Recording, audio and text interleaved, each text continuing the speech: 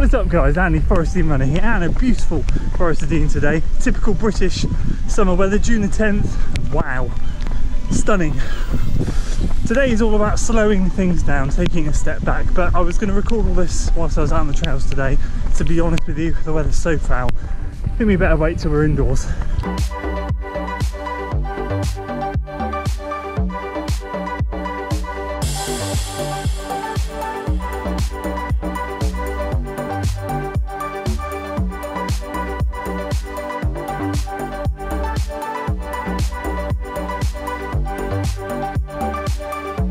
Well, there you go, ladies and gentlemen, typical British weather, June the 10th, and it is absolutely hammering it down, and the week shows no signs of letting up either. Going to be miserable all week. Anyway, let's dive into today's topic, which, of course, as you can see by the title, is taking things a little bit slower, slowing down, doing what I need to do. I've been guilty of something which I'm sure we are all guilty of at some stage, and I'd like to thank each and every one of you for your comments and support, as always, on the videos. It really does help, and of course, on this particular topic, I've had a few specific comments and private messages about some of the runs that I've been doing, and I'd love to sort of share the topic with you. Love to hear your thoughts, and of course if you have been guilty of this in the past. Just before we dive in, of course, if you haven't already, please do consider hitting that like button. It really does help out the video. And of course this week we have two races. The Rosin race, which will be on the evening you are seeing this video, Tuesday night, 7:30 that starts. So if you're not following me on Strava already, please do consider following me on Strava. Links to all social media channels are in the description below. And then this Sunday we have the Summer Speedway 10K, the first decent 10K we have of the year, where we're going to give it a good go and see where we're at fitness wise. I am very, very excited. But of course, back to today's topic. Today it's all about slowing things down, taking things easy. Now, some of you might have noticed from probably going back to my marathon training and to now, some of my easy runs have been creeping up the pace scale. Now, just to give you a little bit of background, I am coached by Doug from TMR Coaching. He's an absolutely fantastic coach, and we work based on heart rate zones. So he sets my zones for me, and I know where I have to run in on each session. So if he says today is a zone 1, 40 minutes, then I can go out and run in zone 1, 40 minutes. If it's a session tempo run between zone 3 and 4, I can go and do that. Job done.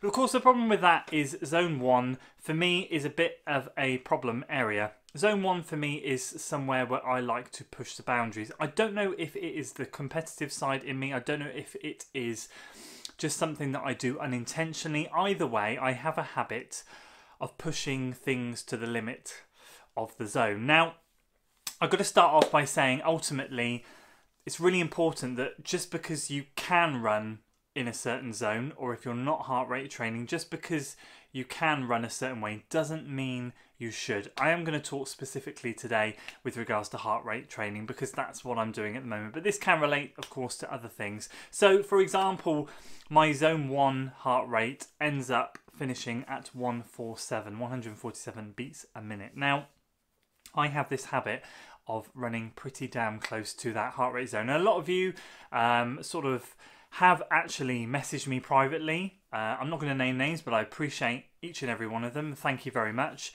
Some of you have left comments on the videos. Again, I appreciate it. Thank you very much. And it's just one of those things when you put yourself out there on YouTube, when you put your running out there, it's a good way to keep yourself accountable because there's nowhere to hide. I can't spin or throw you any BS. My runs that I put on here are my runs, and that's exactly what happens. If you can see something wrong or want to give constructive criticism or advice, I'm always open to that, and of course I'm always willing to have a conversation about whatever you think and what your thoughts are. I do already with a lot of you, and I of course really appreciate it. Now, what I've been noticing over the last few months, probably in particular, and I have voiced this to Doug and we'll touch on that in a minute, is that I have been rather tired for some of my runs, some of my sessions, and I've not quite been performing to my best. And I think ultimately it comes down to not taking my easy days easy enough.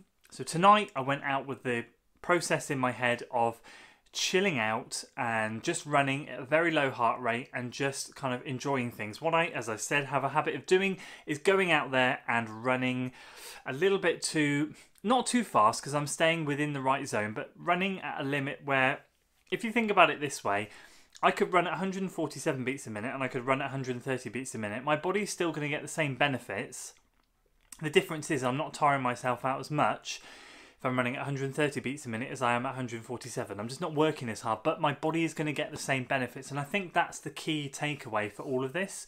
So from my perspective, I think something I'm looking to tackle and address is that I have a training plan which makes me have, or I should say, 2 to 3 workouts in a week. I love that. I thrive on it. That's what I want. I would love to continue things that way.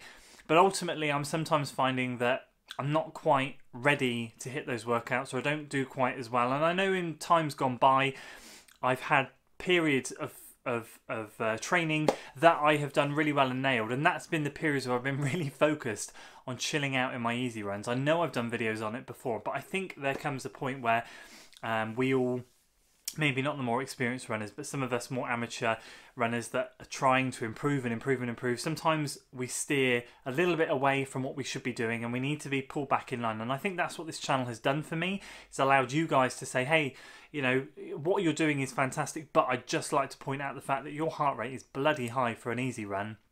And maybe you should actually rein it back, and maybe that's why you wouldn't be struggling with the sessions that you are. So of course I made this decision last week, had a quick chat with Doug about it, and he said exactly what I've just reiterated to you. Just because your zone 1 goes up to 147 doesn't mean ultimately you should be running at that peak. Ultimately scale it right back and chill out. And he sent me a couple of emails which were really helpful.